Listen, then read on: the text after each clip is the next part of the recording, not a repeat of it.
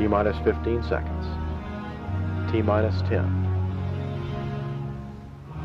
9, 8, 7, 6, 5, 4, 3, 2, 1, and liftoff of the Cassini spacecraft on a billion-mile trek to Saturn. Pitch program is in, roll program is in.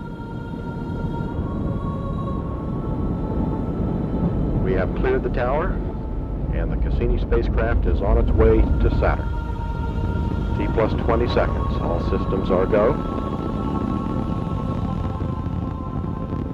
Jupiter Inlet Tracking Station now acquiring data. All systems go.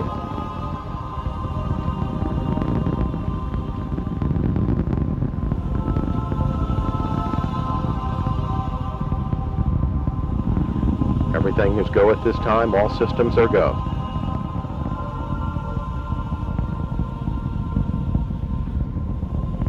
Vehicle going through maximum dynamic pressure, max Q. All systems continuing to be go.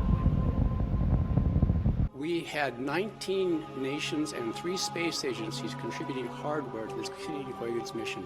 We have remote sites all over the world. It's truly an international triumph.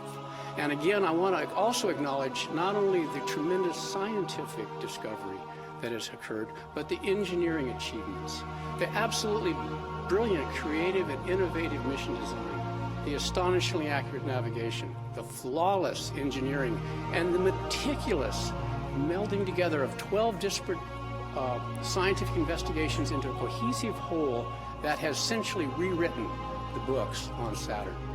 We are going to dive into the gap between the rings of Saturn and Saturn's atmosphere, a place no spacecraft's ever gone. We're going to be going 70,000 miles per hour into a 1,200-mile wide gap. Even a piece of sand at that velocity will take out one of our instruments, or if it's in the wrong place, could cripple the spacecraft. So this is something we wouldn't want to really try any other time, but now it is the time. There is a question I suppose we've been asked many times is, why are you doing this? You've got a discovery machine that's performing flawlessly. What's going on? Well, the short answer, and Jim alluded to it, is we were out of propellant. Back in 2010, we decided then that we would use every last kilogram of our propellant to explore the Saturn system as thoroughly as we could.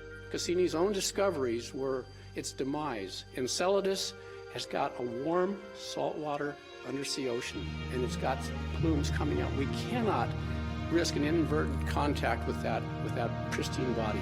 Cassini has got to be put safely away, and since we wanted to stay at Saturn, the only choice was to destroy it in some controlled fashion, and that's when the grand finale came in.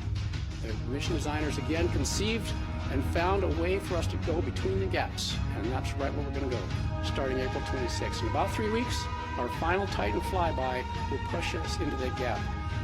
One more Titan flyby is going to put us into that gap between Saturn and its rings. And you can see the orbit of Titan there, and what's even funnier is that as we go by, Titan's still messing with us.